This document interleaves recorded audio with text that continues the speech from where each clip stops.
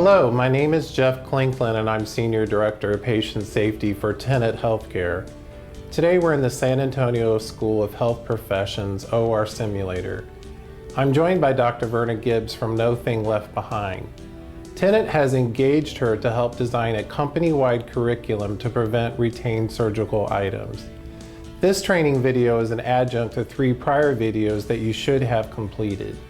These videos are part of our retained surgical item prevention program focused on sponge management. Dr. Gibbs, before we get into talking about some of the common failure modes that organizations struggle with in implementation of this program, I wanted to ask you to address 2 frequent questions that we get about the curriculum.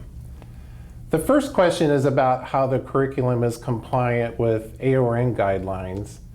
The second is how the surgeon role in methodical wound exam is compliant with American College of Surgeon practice recommendations. Those are good questions, Jeff, and we certainly know that the staff sometimes have a lot of issues with whether or not AORN or surgeons, the American College of Surgeons, think that this is the way that they should be doing things. Let me assure you that both the American College of Surgeons and the Association of Perioperative Registered Nurses are all together in making sure that we do our best to prevent retained surgical sponges, which is what this curriculum is all about in the use of the sponge accounting system. The American College of Surgeons actually has a vision statement that says that surgeons should perform a methodical wound exam in every case. And AORN actually is a set of practice guidelines. They make recommendations, but it's up to individual hospitals and individual systems such as Tenet to actually decide what practices are going to be employed in their operating and procedure rooms. And that's what the sponge accounting system is. It's actually a practice. And the practice uses many of the very good recommendations that the AORN has provided. And in some ways, it actually clarifies for nurses a better and safer way, we think, not just to count the sponges, but to account for them at the end of every procedure. So Jeff, I have now a couple of questions for you. As you know, we've seen that the recurrent failure modes are not just that the surgeons don't do a methodical wound exam in every case, but the nurses fail to put all of the sponges in the holders at the end of the case. And they rely just on counting, which we understand is a deeply embedded practice.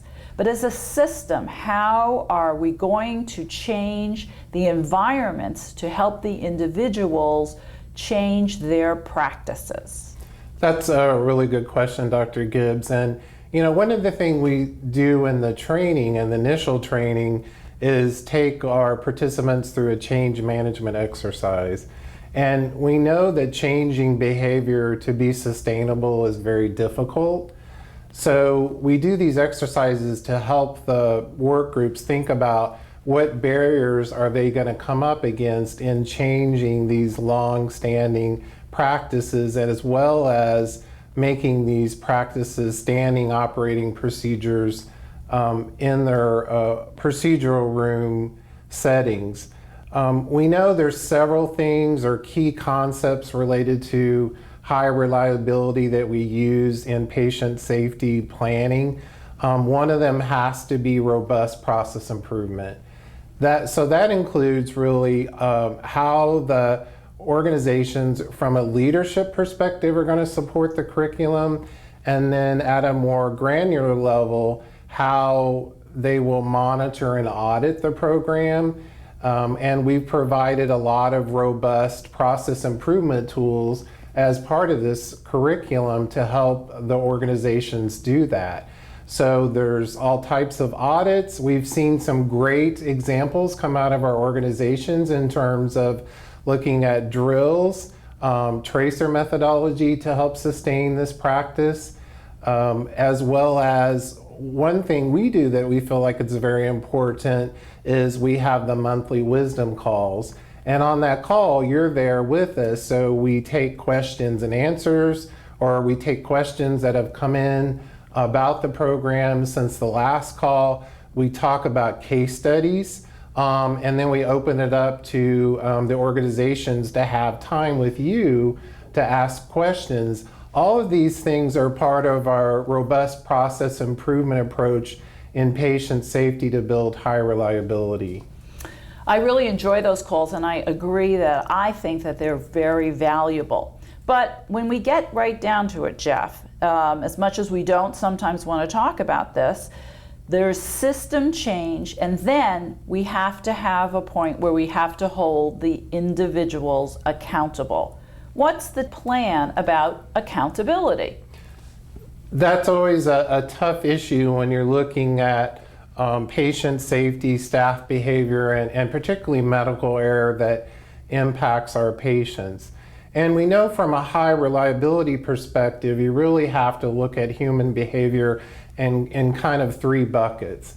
Is it a simple mistake that the staff are making? Is it a workaround behavior? Usually you see more than one person is participating in that, which means you have a practice problem, or the process is broken, or you don't have the environment is not supportive, or the electronic health record is not supportive of helping them implement the practice or the process that we expect. The third bucket, which I think gets more to your point, is when we see reckless behavior. And that's where really staff are making a conscious decision to not follow a practice or a clinical process. Now, one of the things we've done in this curriculum is spend a lot of time designing it against patient safety standards using human factors. So we've done a lot of the heavy lifting in terms of making it an easy practice for the staff to execute. We've standardized what they're doing in this practice. We've given them visual cues to help them execute this practice.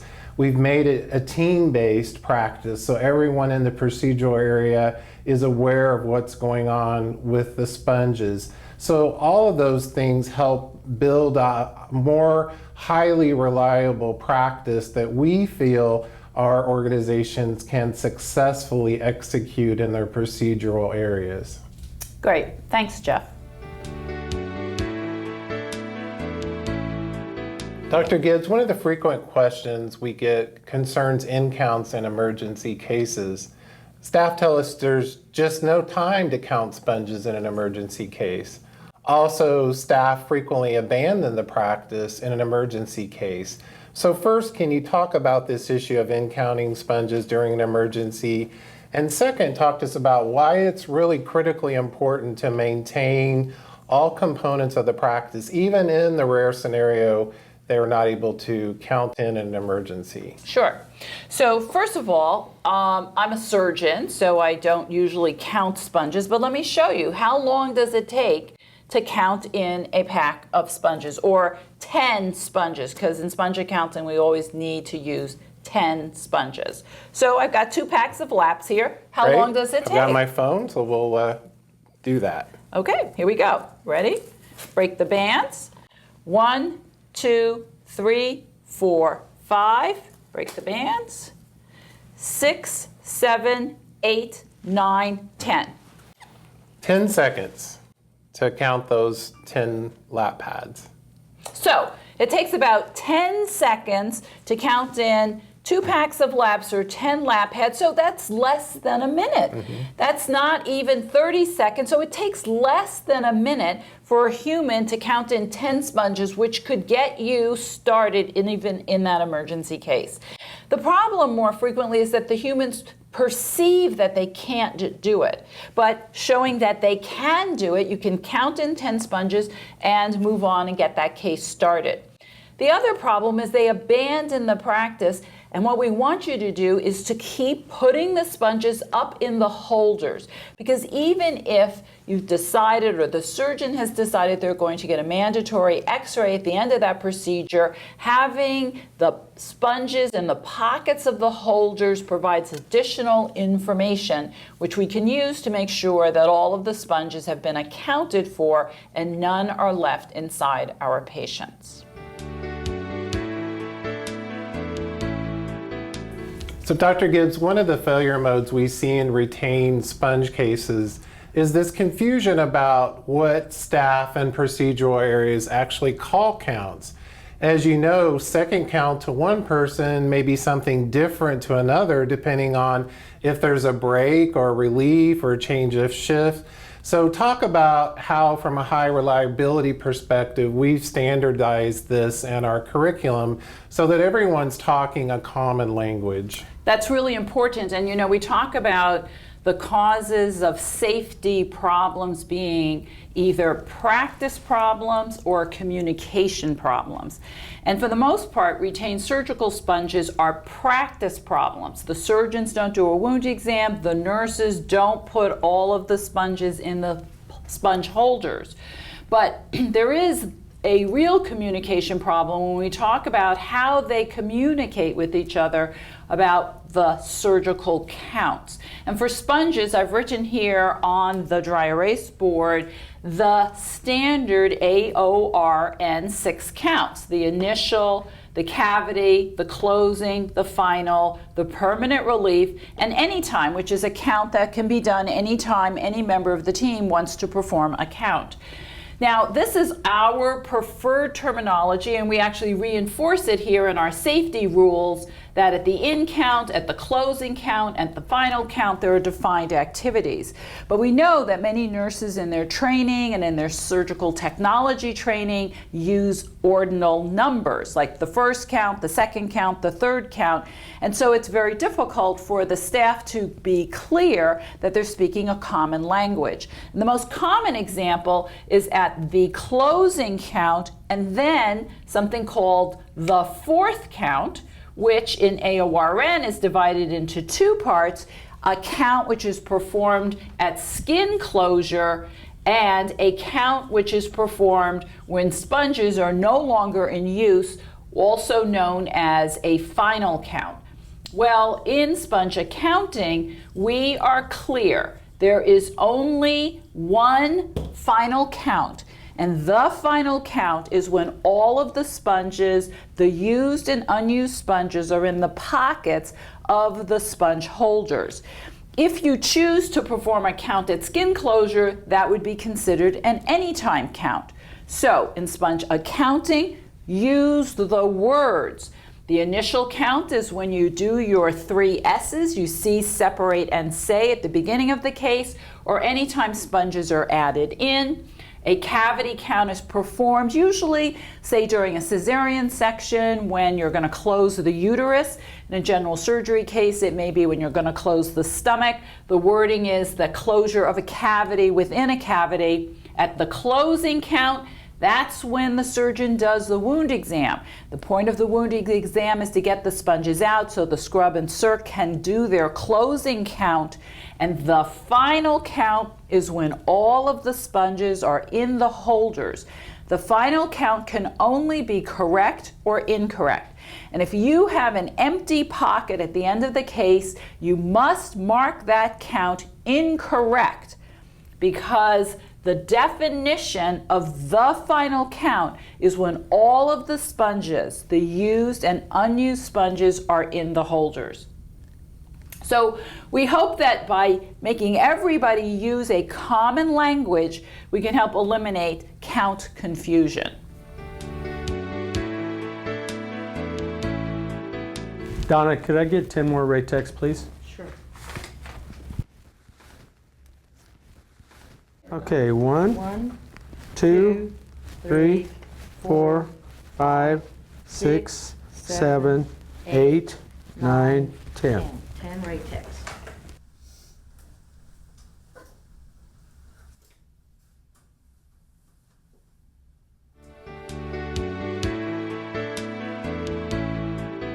For the nurses and surgical technologists, we have this 10-step practice that we want them to follow in the management of the surgical sponges to make sure that they put them in the holders for every case.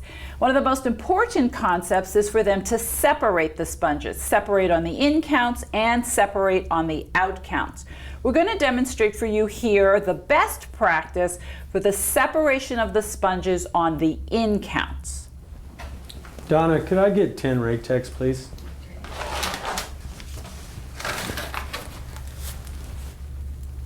One, two, three, 4, 5, 6, 7, 8, 9, 10. 10 Ratex.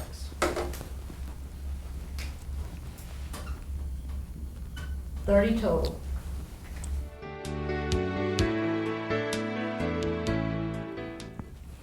Doctor, we're missing a lap sponge. I have an empty pocket. Well, look in the trash.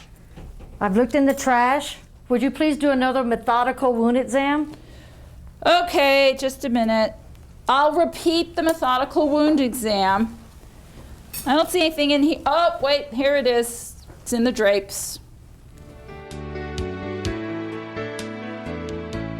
One of the failure modes and common points of confusion is what's the difference between the closing count and the final count and the show me step. The hallmark of a closing count is when the surgeon is supposed to do the methodical wound exam. The surgeon has to do that first to get the sponges out so the staff can then count them. We're going to show you here what that looks like in this abdominal procedure. Okay, things look good. I'm ready to close. What do you have for closing suture for me? Number 1 PDS. That's great. Give me it. Do your methodical wound exam, please. Oh, thanks. All right, we'll do it. Can we do our closing count? Sure. Up, here's a sponge. Here's one. 1, 2, 3, 4. 5, 6, 7, 8, 9, 10, 20, 30 laps, and 30 Ratex. Closing count is correct. Thank you.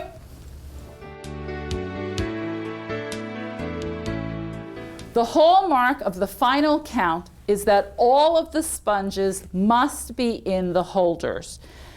The final count is a thing. It's the holders full of sponges. And it can only be correct or incorrect. You can't have sponges still on the field, and you can't just count the sponges. So all of the sponges, the used and unused sponges, must be in the pockets of the holders. We'll show you what that would look like. Okay, we're done here. Thanks. Let's go talk to the family. I want to show you a new device I just found. Here's my wet and my dry. Thank you.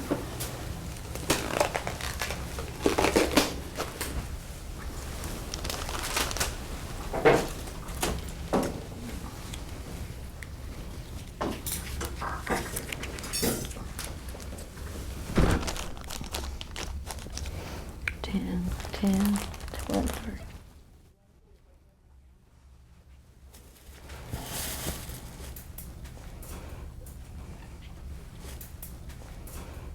Oh, doctor, before you leave, I'd like to show you I have no empty pockets.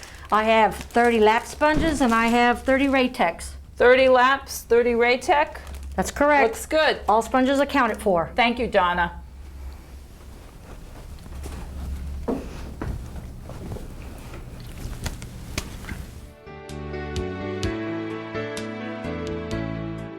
Dr. Gibbs, part of our curriculum is to address how we manage the sterile towel. Can you talk about some of the critical points in managing those towels if a physician in a procedure wants to use a sterile towel intracorporally? Sure. So what I want to point out is that sponge accounting was designed for the management of free sponges. That's laps, Raytech, any sponges that are passed back and forth in the surgical field. Most surgeons don't use towels intracorporeally, meaning putting them inside of patients, but we know that some surgeons have that as part of their practice. Similarly, obstetricians or gynecologists. So we want to help you have a standardized management practice for the use of sterile OR towels. And let me just point out that there are two different kinds of sterile towels. The first one we call drape towels. These are usually blue or green. They're made of a coarser grade of cotton, and they do not have radio-opaque markers.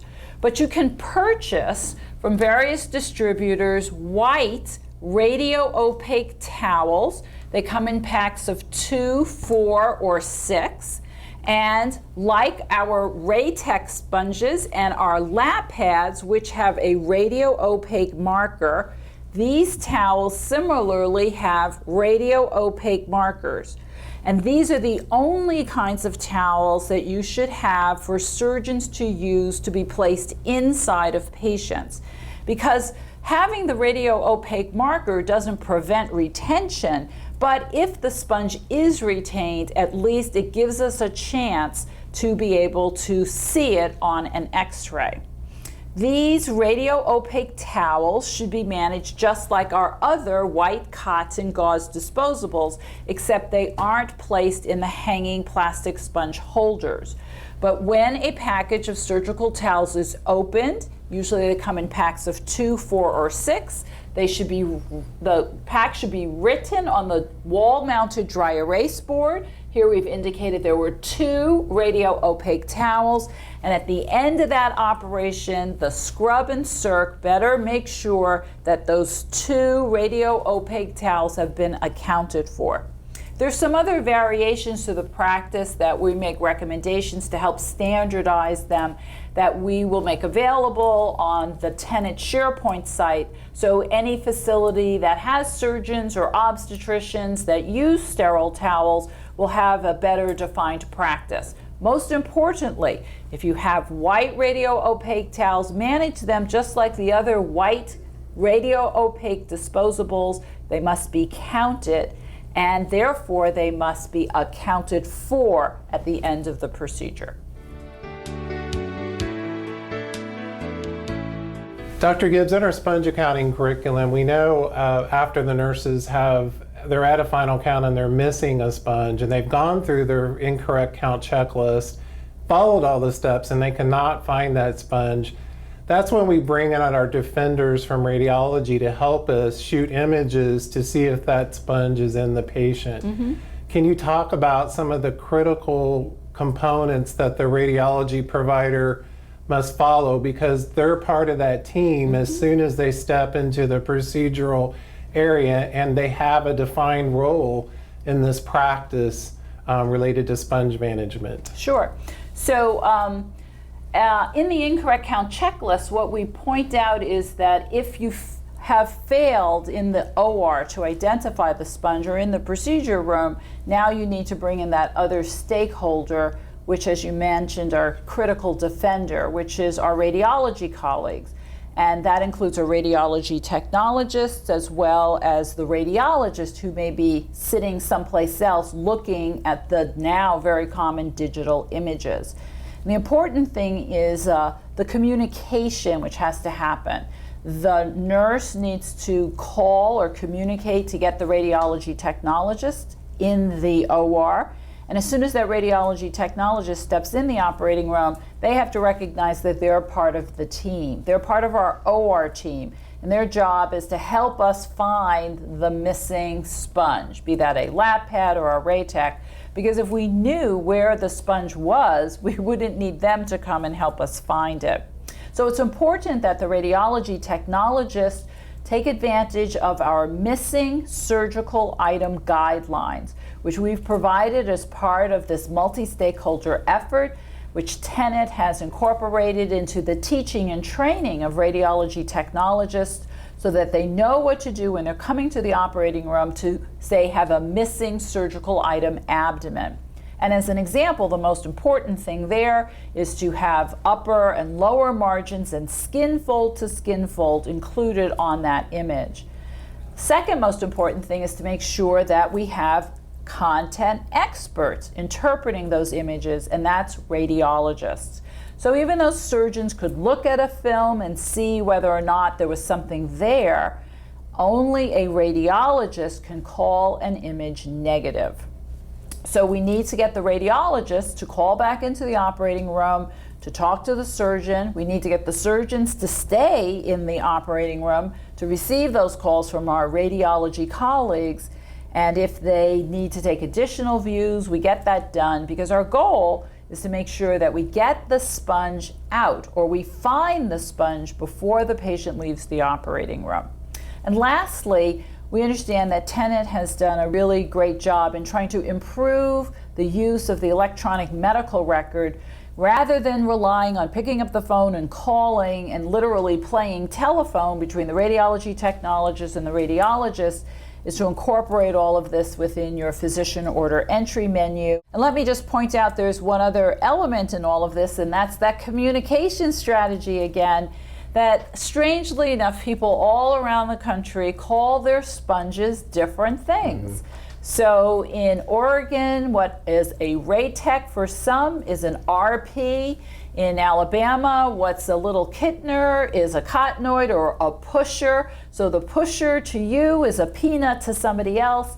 And it's important, especially when we're communicating with our radiology colleagues, that if we say we're missing a peanut, they know that it's not the peanut that's made by Planters, it's the peanut that has a little ring for a radio opaque marker.